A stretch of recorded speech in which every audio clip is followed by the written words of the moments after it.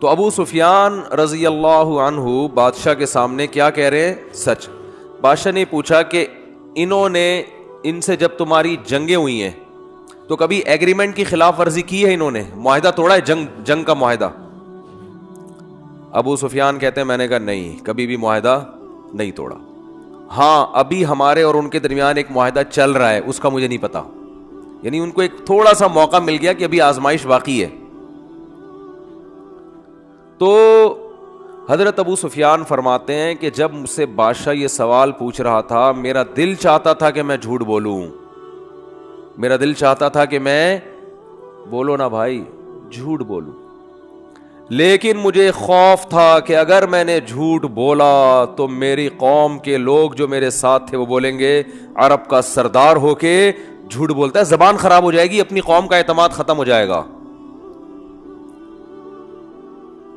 گویا کہ میں اکیلا ہوتا تو شاید جھوٹ بول دیتا، بظاہر یہ مطلب نکلتا ہے، لیکن مجھے قوم کو جواب دینا ہوگا کہ قوم کہیں گے یار ہم نے آپ کو سردار بنایا ہوا ہے اور آپ ادھر آ کے کیا کر رہے ہو؟ جھوٹ بول رہے ہو.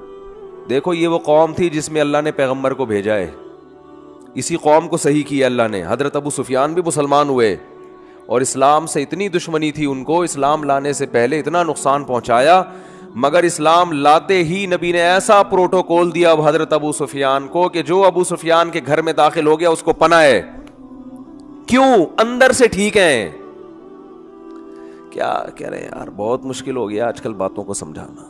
اندر سے کیا ہے؟ ٹھیک ہے، ان کو پتہ ہے، سچ کو صحیح سمجھتے ہیں، منافقت نہیں ہے. اگر دشمن ہیں اسلام کے تو کھل کے دشمن، دوست ہیں تو کھل کے دوست ہیں، دو نمبری نہیں ہے. اللہ نے حضرت موسیٰ کو بنی اسرائیل میں بھیجا کیونکہ حضرت موسیٰ آخری نبی نہیں تھے. بنی اسرائیل پہ کتنی محنت کی، مگر کیا ہے ان کا رویہ؟ دو نمبری والا. جہاں مفاد نظر آتے وہاں چلے جاتے. جس قوم کی زبان ایک نہ ہو،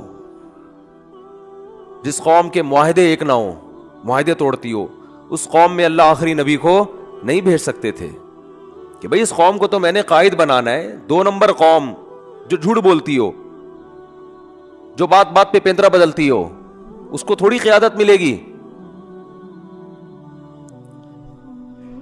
تو نبی صلی اللہ حضرت ابو سفیان رضی اللہ تعالیٰ عنہ فرماتے ہیں کہ مجھے ڈر تھا کہ میں اگر، مجھے یہ جملہ اتنا اچھا لگتا ہے نا، بار بار دہرانے میں مزہ آتا ہے، کہ میں نے اگر جھوٹ بولا، وہ کتنی باتیں نبی کے بارے میں پوچھے جا رہے ہیں،